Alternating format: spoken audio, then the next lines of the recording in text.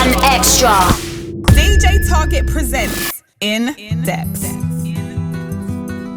And just from hearing those chords in the background, I almost don't even need to introduce this man, but I'm gonna do so anyway, man. A real legend, one of the real, somebody who's flown the flag for UK music for over the last 2 decades, to be fair, man. And it still continues to this day and long into the future as well, man. We gotta shout love and show some respect for Craig David in the building. Welcome, sir. Thank you for having me, man. How you feeling? I'm feeling good, man. Wednesday night, intro, man. I got Craig. Amazing. I could have spent longer doing the intro, but I thought we've got an hour and we've got so much to talk about. But mad love, though. You know what I mean? It's been like an incredible journey. Yeah. Do you know what I mean? To get to this point, and this is all new for me. Where it goes from here. Yeah.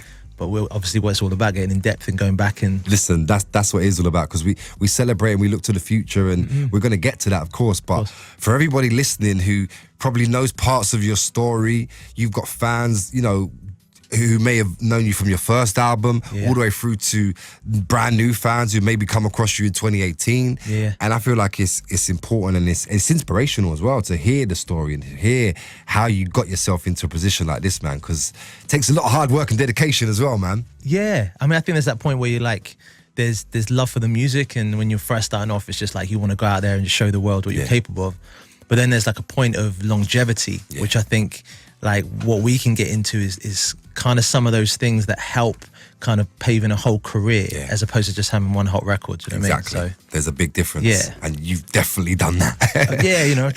trying to put it together. But let's take you back, because I was actually in your neck of the woods not too long ago, a few weeks back actually. I was DJing down in Southampton, your hometown. I want to take you back to, late 90s, mid to late 90s, a young Craig David still growing, just kind of learning about life. What were you doing? What was your first influence of music? Do you remember it? Oh man, I mean, I was listening. It's funny because there's a song that came into my head of It's a London Thing by Scott Garcia. Oh wow. Right.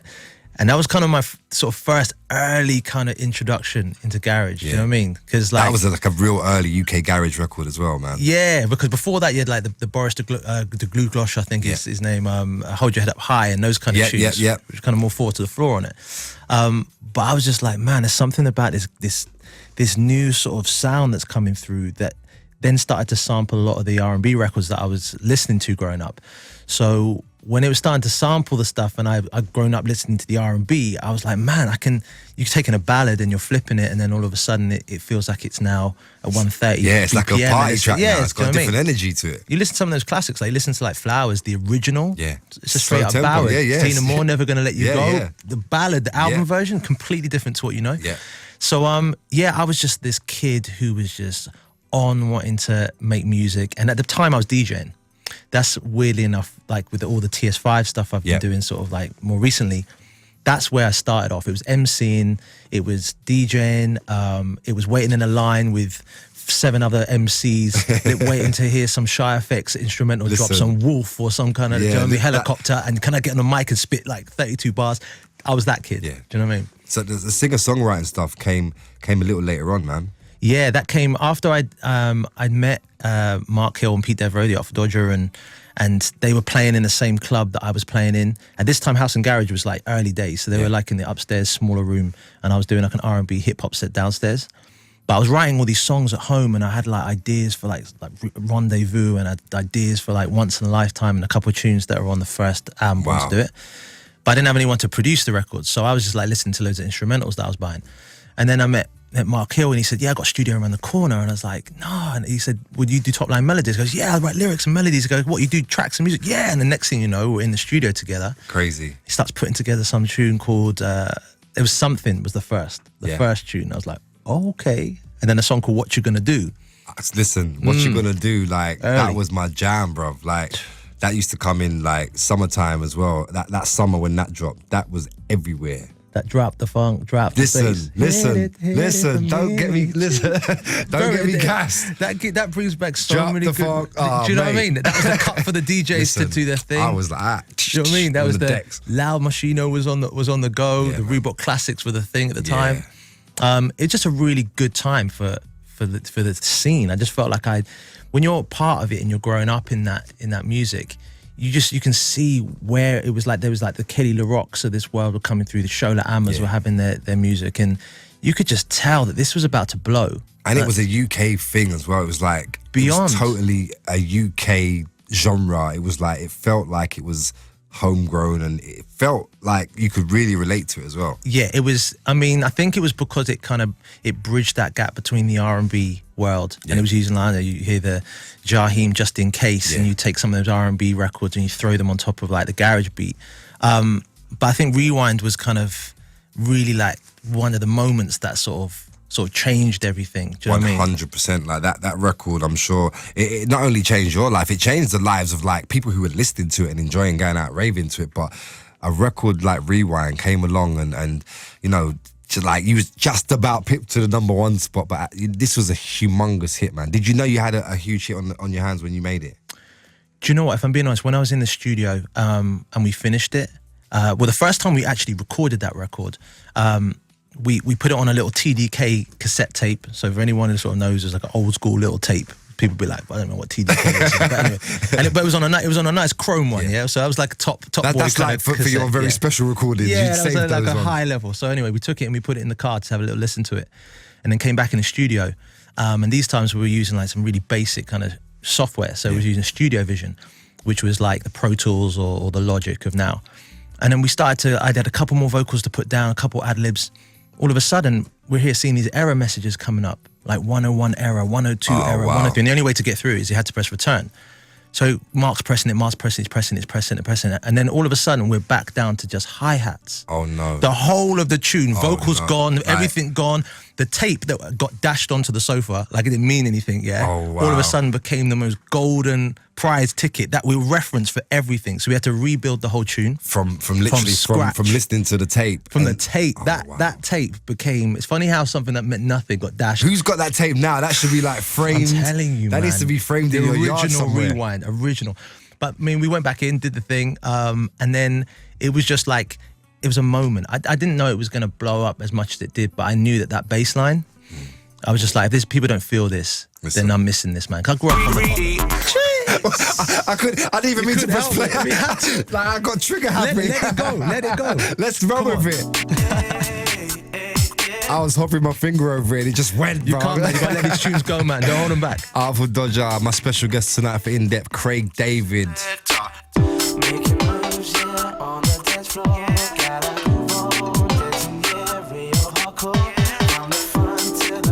This record, bro, this literally just sparked, like, it was like rocket fuel to the like millionth degree. This record just propelled you, man, into places I'm sure even you weren't even expecting at the time, man. Yeah, I mean, like, it was 0 to 100, literally. I mean, I was on top of the pops, like, at the time, and just, like, thinking, man, and this time we're going in, like you said, #2 in the charts.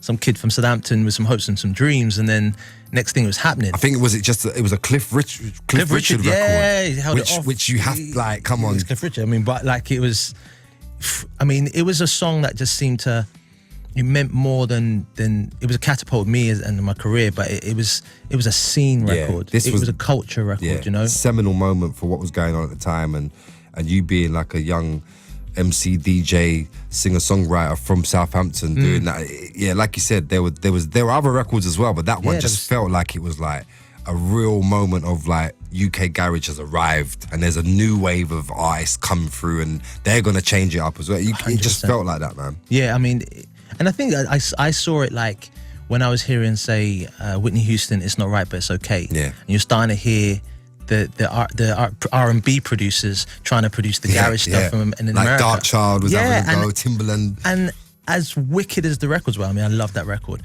There was still like you couldn't get that UK sound on it, and that was like one of the first times, because I'd grown up listening to a lot of hip hop and R&B from America, but for the first time it was like we've got this sound that you got to live, you got to be in the culture and be here and be part of it. You can't just try and get even the quantization was a little off. It wasn't quite straight. Literally. There was a swing on this, you know what I mean? So yeah, it was good times, man. And that record was a record that was also part of your debut album, which went on to sell we're talking well over 8 million copies now. Crazy, and man. like just literally that was the moment where Craig David fever, literally, not just the UK as well, it took over the world. You had major success all around the world, in the States, which at the time was unheard of for, well, not unheard of completely, but there just wasn't young UK artists coming through and having an impact here and then being able to go to the States and have an impact there. And it was literally everywhere. I think because of being a British artist and it being an R&B record with these garage moments with Fill Me In and Rewind, but then at the same time it had Walking Away, which was like sort of an out and out sort of pop record. I mean, I always sort of, what kind of solidified that record in the States, I think, was when I went over to play at the House of Blues in LA, and I was doing 3 nights there. And the first night I can remember it was Jennifer Lopez and Missy Elliott came to see me perform, and I was just like, man. Wow. I mean, Jennifer Lopez posters on my wall and Missy Elliott with Rain. I'm surprised you could concentrate when you was on stage, bro. I clocked it halfway through the show, and I was like, are you for real? And then I don't need to know this right now. It's a mad one. You try to concentrate on your show, and these times I'm like 18, 19 years old. Then the following night, Queen Bee herself is up there. Jeez. Beyonce, you're looking up and you're thinking, I'm just like, this is nuts. I mean, like, again, and I'm thinking of all the Destiny's Child records and everything that's going on. And then the last night, I looked into the crowd, and the front house lights were on, and I could see this guy like singing the words back of Walking Away, and I was like, I know that looks so familiar, and it can't be. And then I clocked it properly, and I was like seeing Stevie Wonder in the middle of the crowd, minding his own business, singing the words Walking Away back to me, and I got to meet him after. And that's incredible, man. Yeah, and he came and he was with Quincy Jones. I know it sounds like I'm just running off bare names, but I'm trying to put in context of I'm 18 years old and I'm meeting these legends, and Quincy Jones rocking up saying, yeah, man, we love Born to Do It. Everyone's got your album. My friends have got your album. And I was like, friends?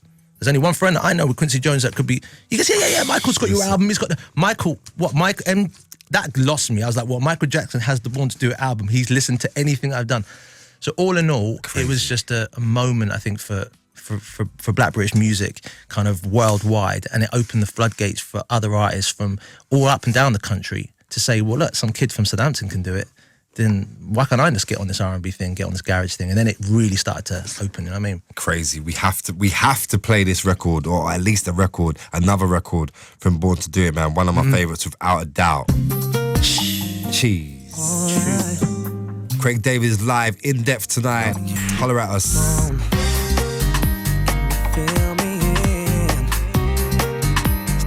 Excited about tonight's special guest. We are going in depth with Craig David. Fill Me In. How does it feel hearing that back? Because even though I'm sure you've heard these records like tens of thousands of times probably, but it's like they still sound as good as ever before, man. Do you know what I mean? That tune is my baby. I mean, I posted on my Instagram tonight an acoustic version of this. Oh, sick.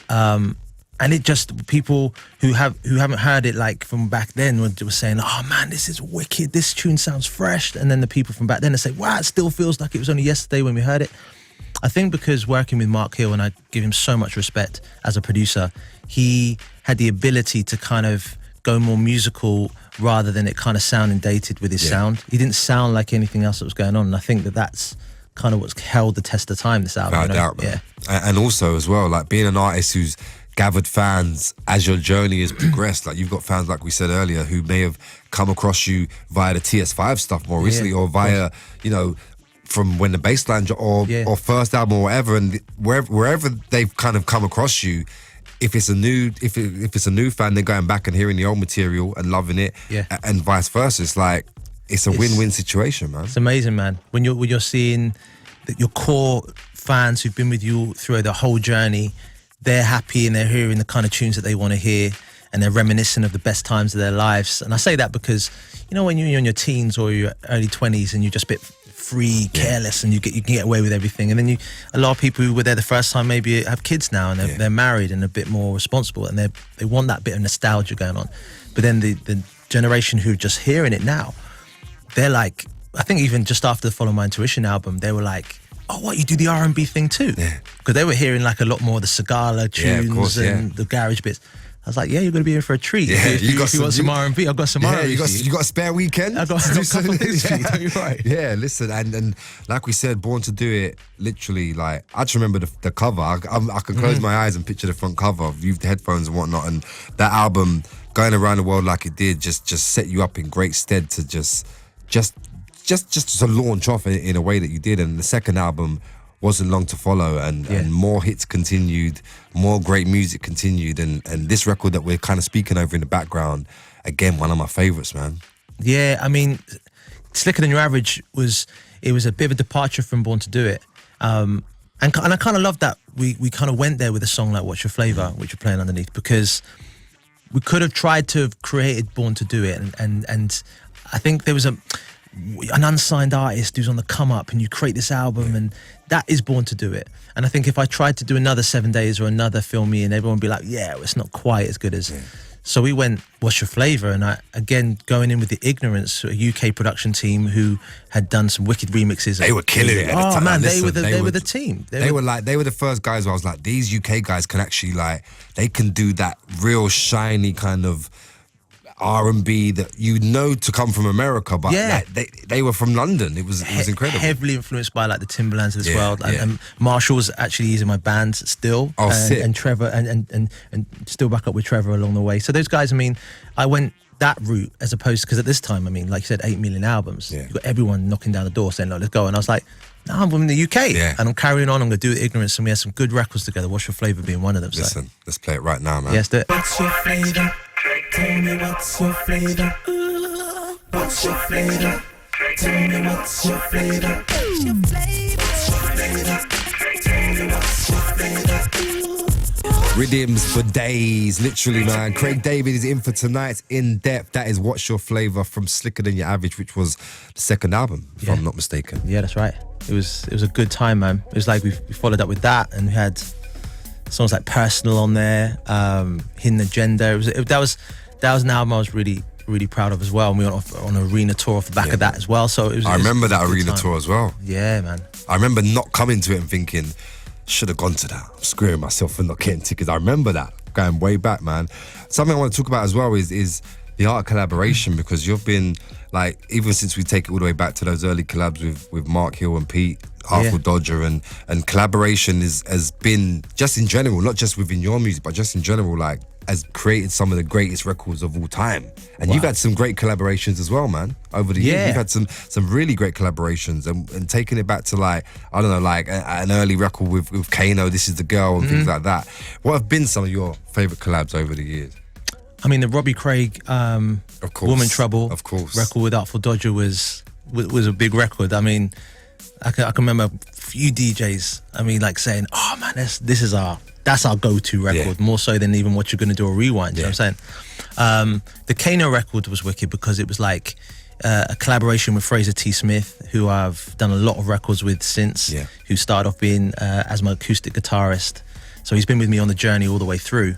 But to have a record where at the time Kano with P's and Q's was popping off, and then to have this kind of record with him, which was kind of, again, it was kind of a little bit of a little bit away from what Kano was doing at the time, to have an R&B vocal on the hook and then him spitting his bars. But the response was wicked, which sort of and even Rita Ora with Where's Your Love? Of course, Strider. Yeah. So, and back in the day, I almost forgot about that as well. Those that was kind of like a remake of the classic UK garage. Yeah, man. Big tune, man. Big record, bro. And that put Rita Ora, like, that was kind of Rita's, if I'm not mistaken, that was Rita's first kind of big record out there that she was featuring on. That was the first sort of single that kind of had Rita on it. We had a song called Awkward that was on the Trust Me album together. She's wicked, man. I'm so happy seeing, like, vocally, when she was like this teenager just with this amazing vocal who was just full of like life, and I was thinking, you know what, you got superstar written all over you, and then to see how far it's gone, it's nice. It's nice seeing someone's journey come through so well, you know what I mean? You know what, people are listening at home thinking exactly the same about you right now, actually. A big salute to everyone who's getting in touch. In fact, we're going to get through a few of the salutes, people showing lots of love as well, man. And if you want to actually excuse me, see what goes down when we're playing records and like just nattering amongst ourselves, we're going to we're gonna bring you in on that. Head over to the One Extra Instagram right now, and you might find a bit of Craig David on Instagram Live. Who knows? While we take in this, man, one of my favorite Craig David collabs over the years, alongside Kano. This is The Girl.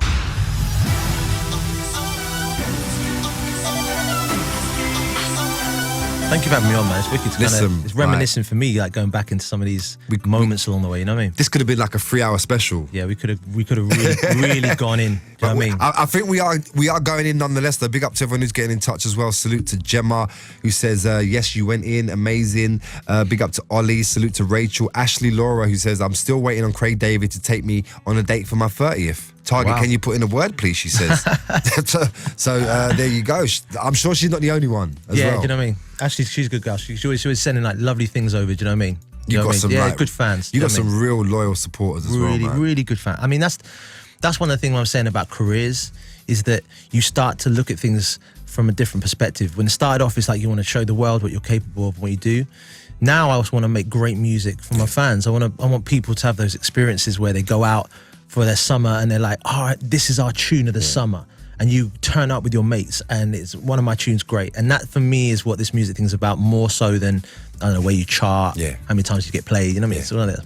Listen, and we got to talk about it because you were still only in your 20s and like you'd already got to a stage where you were in a position to release like a greatest hits. This is like something that you see from like the greats that are in their like 40s and 50s, and you had so much material already down and already ready to go. Like it was like greatest hits time already.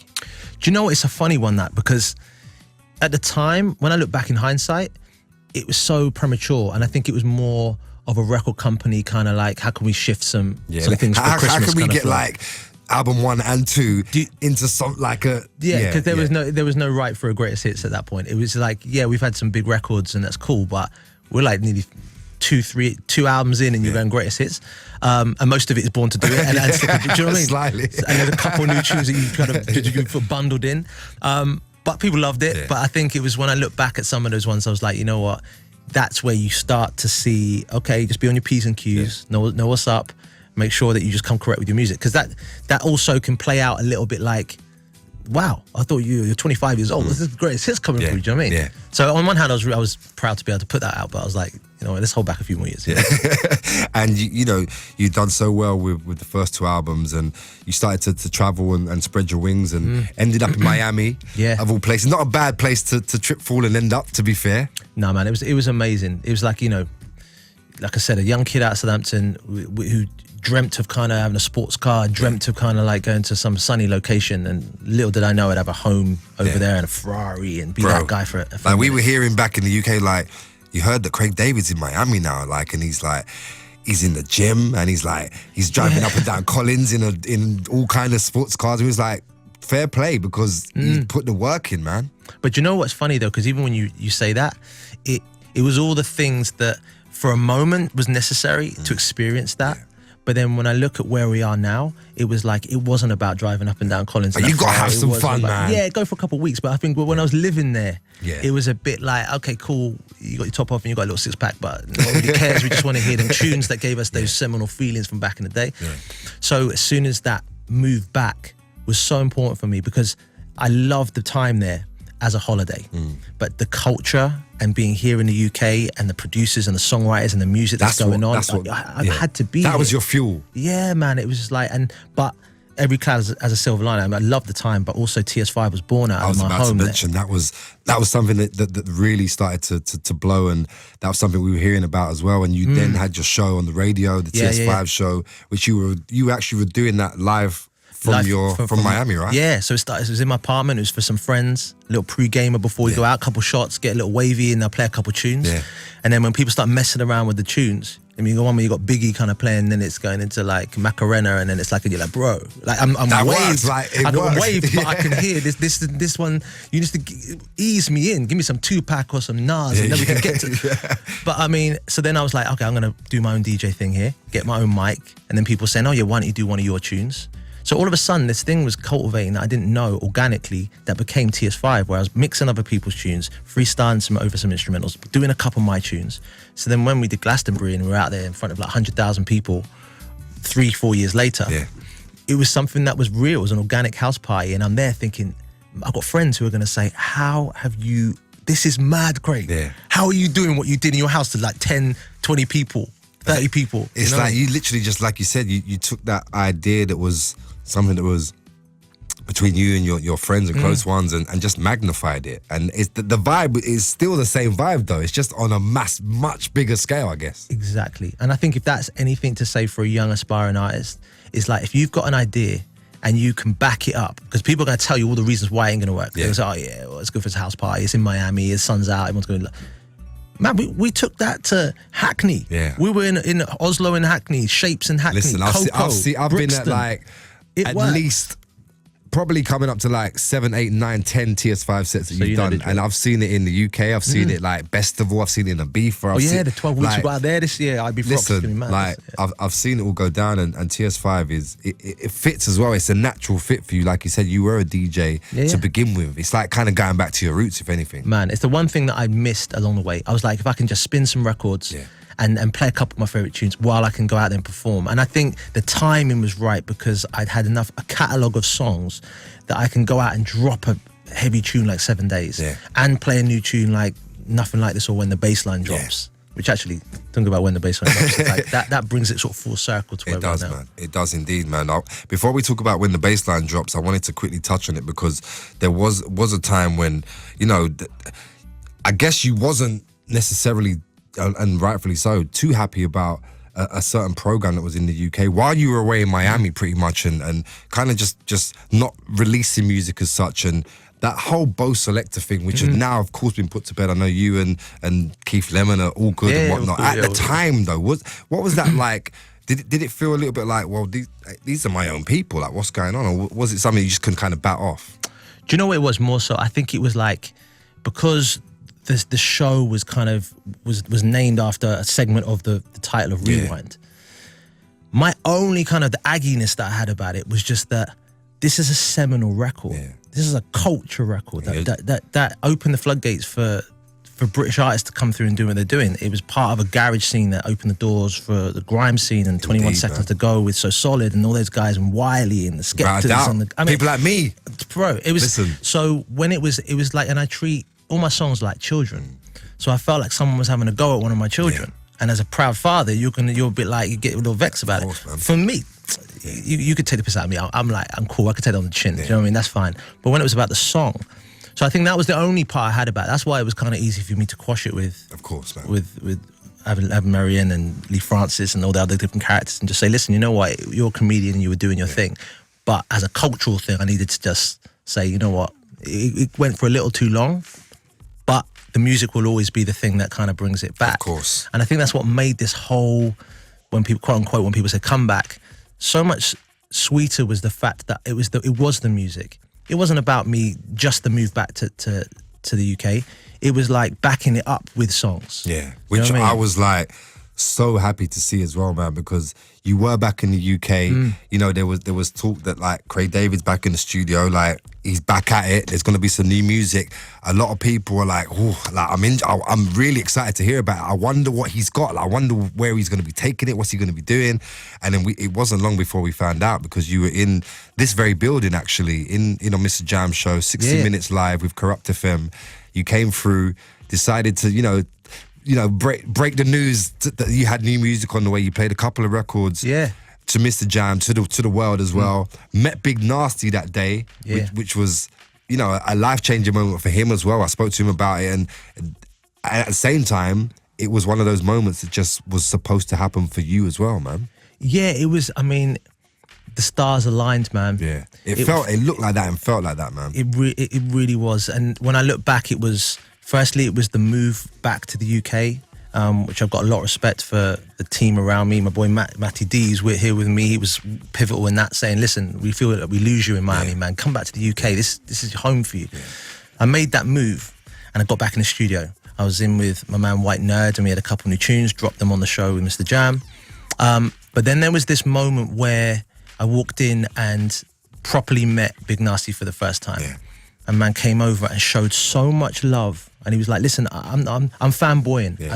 I'm being honest with you. Literally, for those who weren't listening, like he was like, he said, he weren't holding back. I am fanboying. Me and my cousin Tyrone will get grounded. We listen to Booty Man from your first album. Bro, you have no idea what that album meant to me and growing up. And I was just like, it was just mad love. And even Corrupt FM, from being like in character at one point to then when the tunes came on, MCs, the guys started spitting bars. They were like, this is real now. We're back in that place. And then Mr. Jam drops the instrumental of Where Are You Now, the Skrillex, Diplo, Justin Bieber instrumental. I've commended you about this before, but that particular what do we call it? Like a mashup, I guess. That was shutting down sets for me all summer long. Maybe, you know what? Literally, I had a couple of like a couple 16s that I had on my phone that I just always like, if I've got a little spare time, I'll put something down because you never know when you're going to drop a little something. So I had that on my phone, and then when I went into the Fill Me In thing, even the original version, the version that we ended up releasing on the Follow My Intuition album, which we called 16, the bits that Big Nasty in the background was like, ooh yeah, all that stuff is what I ended up recording. And then it just, even what I was saying about Spit 16, the Sick with 16, I've been doing this since all the stuff I was singing and rapping, it just fitted. And then all of a sudden this moment of being viral happened where I'd never experienced that before. So I was looking on first time around, there was no internet. There was that. You knew when the guy in the van comes past you, oi, oi, oi, tune sick. That was your viral. I know it's viral. If my man knows, we're good. But when I was seeing like Scooter Braun hitting me up, I saw Benny Blanco kind of saying, bro, have you seen this thing? You need to fast forward 45 minutes into when he does this thing. Then you've got Justin Bieber himself getting involved, then Skrillex and Diplo. And I was like, wow. And then we saw something shift. Do you know what I mean? And then at this point, I'd met Big Nasty and talked about Stars Aligning. A week and a half later, I'm in the studio with him and White Nerd, and we're recording our first song together. He's come in, he's like, I got some pineapple chunks for you, make sure your voice is cool. I mean, this is the big this is why I got so much love for the guy. People don't understand. I show mad love. Making sure man's throat was okay. And he's penning this thing over here, like, just over in the corner, and next thing you know, when the bass line drops. Crazy. First tune, top 10. Man. This is for my ravers.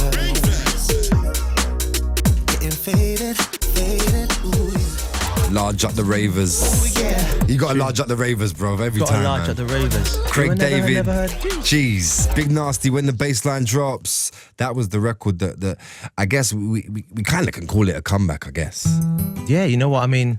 Listen, I got to meet an amazing guy in Big Nasty, produced by White Nerd, Wicked, and to give proper props here. I mean, it was like when we got like on the C-list here, One Extra, we were gassed. Oh man, wow. I can't tell you. Like we were just talking off. Did it feel like almost being a new artist again? I guess fully, because there was like a whole new crew of people who were like, oh whoa, this is some, because there was Shift Keys who were putting records out, and Disclosures, which were kind of leaning into the garage world, but not a straight up two-step garage. And this was like the first one that just went all out. This is what it is. And to see it get the reaction it did from the old school crew, people who just discovered garage, I was thinking, man. So I got to say big props to One Extra, because that was they kind of went with it. They were like, yeah, we'll play this tune. It's got to be done. We got to do something. It was wicked, man. I felt it was well like deserved as well, man. And shortly afterwards, you know, the new album dropped. Yeah. Follow My Intuition, straight #1. Mad. And literally, like, you were back where you left off almost. Like, that's what it looked and felt like, man. Yeah, it was a monumental moment. I remember I was on Greg James' show, and he said, listen, and #2 is da-da-da-da. And at this point, I was like, oh, man, there's only one place we are right now. That is it. And Follow My Intuition, #1. I was like, man. Crazy. And then we just literally announced an arena tour off the back of that. So then to sell out 2 nights, O2 Arena, up and down the country. How good did it, like, because I know, like, amazing. With the music industry and like the major success that you had, and then being away and coming back, like you must have had a moment where you finally sat down after all the craziness and the album was #1, and you finally had a moment to just sit and say, like a bit, like almost like a sigh of relief. Do you know what it was, Target? It was like, I was just so grateful. Yeah. Because lot of artists who haven't ever experienced, because in terms of longevity, when something feels like it's slightly been taken away from you for a moment, there's a period of time where people moved on to other artists, other things are going on, and you're kind of in that moment where you're still making music, but maybe you're not the hot thing that everyone. And then all of a sudden you have the viral moment with 16 right here on One Extra. Next thing you know, when the bassline drops, a top 10 hit, Gas for Big Nasty Toes, first top 10. And next thing you're starting to see these records coming out, and then bang, Follow My Intuition #1. 2 nights at O2 Arena.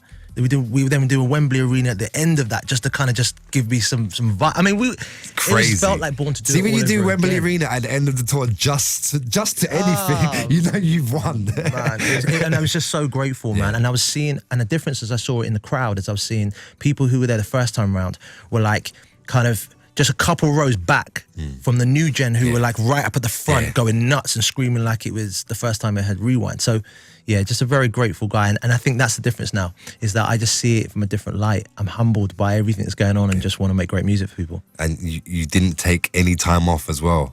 Like, it wasn't like, right, follow my intuition, let me go, let me have a little break. Like, you was like, I'm going straight back in the studio. I'm going to follow that up. The time is now. Like, you've just been relentless ever since, man. Yeah, do you know what? It's when you get on that creative wave, and I'd spent that time away being in Miami. I'd done my chilling out, doing my thing. And like I said, the TS5 thing became what it was. And then to now be making records, and I'm in the studio, and you've got like Young Bane coming through doing your thing. You've got Young and doing stuff. You know what I mean? You've got Big Zoo coming. I mean, to be surrounded by all this amazing talent, AJ Tracy, JP Cooper, who was on the new record. What's it like when you're in the studio with somebody? Because like you've mentioned some of the names there, like the likes of the JP Coopers and LMAs, who's killing it right now. It's like all of these artists I know from even just speaking to them or just knowing that the generation that they're from. Being in the studio with you, it's like they're almost like there's an almost in awe moment. Like how do you find working in the studio with some of these new artists? Are they like super excited and gassed to be in with Craig David? Because that's how I imagine it must be like. Do you know what it is? There's stories that, I mean, a lot of people don't let on too much, but then there's moments where they'll say something like, oh man, you have no, like I'll hum something from an old school tune, and they're just like, oh man. Or I do an ad-lib, like, oh yeah. And they're like, no, bro. See, every time you've done a new year, today, I've had that. Like, I'm like, like, it's mad. Man. So they're having those moments, but I was super gassed to be actually working with them. That's the thing. I just felt like a new artist who felt so creative, and to be in the presence of the new generation coming through was getting me hyped. And I think that's the beauty of all this, you know? If I can help someone come through, but at the same time, I was just loving it. You're in the studio with like the Big Zoos and the Bobbies of this world, and you're kind of like, you're thinking, man, these guys are the new wave coming through. It's that exchange of energy as well, man. It's like, it works for both. Works both ways. It definitely does, man. So I'm just grateful for it all. I want to talk about, in particular as well, this summer and this year, in more particular, this weekend, because you're heading to Swansea for the biggest weekend. Yes. It's going to be another shutdown, I'm sure, man. Oh, man, I'm going to bring it. We've been rehearsing with a band, so we've got the right kind of playlist of tunes, and that's what I'm saying. Like, the crazy thing from having Born to Do It up to now, you got so many tunes that almost don't make it. You're just thinking, how can we not have it's like the England team. Like, picking your set list is like, you have to start calling in. Do you know what I mean? Like, sorry, you didn't make it this time. Like, telling certain songs you ain't in the set. So I think we've got a good playlist like going on. But it's going to be amazing, man, to be asked to kind of play main stage. Yeah. Do you know what I mean? I mean, that's just an honour in itself. Incredible. And to come up and you're seeing the names who are performing on there too. And I'm just going to give everything on stage there. And then the next day, down to Portsmouth for Mutiny Festival. Down there this weekend as well, which is going to be wicked. And then we've got this 12 weeks Ibiza Rocks residency this year, which is going to be nuts, man. That's going to be crazy. It's lively. And then all the other festivals, Rice Festival and different, SW4, we're headlining over there too. So we've got some really good things. And again, I never take any of it for granted. So every time I get asked to go and play one of these ones, I'm like, we're going to give everything on stage and leave it there. You know what I mean? Sick, man. That's what it's all about. I've got to ask you as well quickly, what was it like performing for Her Majesty the Queen as well recently? Man, nuts, man. I'll tell you what was amazing, right? It was like, it wasn't, the performing on stage was one thing, because obviously you knew you were in the presence of the royal family and Her Majesty the Queen's up there, and you're just like, wow, this is crazy. But it was when she was coming on for her happy birthday kind of song at the end, she was standing in the corridor like side of stage, and there wasn't like loads of people around her. So literally I was standing, it was me, Anne-Marie, Shawn Mendes, and then it kept going with loads of people. And the Queen was like literally as far as you, closer than where you are to me now. So we're talking about 2 meters away. Crazy. And we're looking, I'm thinking, and you're thinking every note, every stamp, every time you everything. The money. Every part, your passport coming out, everything. This is that woman. And she was just cool, calm and collected, just relaxed. And I was just like, this is just like amazing to be in the presence of her. And then I got to meet Harry and Meghan as they were coming. Harry come up, give me a big hug. I got to say hi to Meghan. Harry's like a G. He's just the boy, do you know what I mean? He's just a G. I mean, that whole thing was just incredible. I was very grateful to have been asked to perform. But yeah, that you don't get many moments where you're side stage with the Queen. Not at all. A meter and a half away from you, like giving it, saying hello, and then trying to think, am I doing the protocol of? Yeah. Can I say hello? Is it not? Am I supposed to? Yeah. Crazy. So it was wicked. Craig, it's been amazing catching up, man. Like, I know there's been so much inspiration that's just been shared out over the radio. Loads of gems. The stories are incredible as well, man.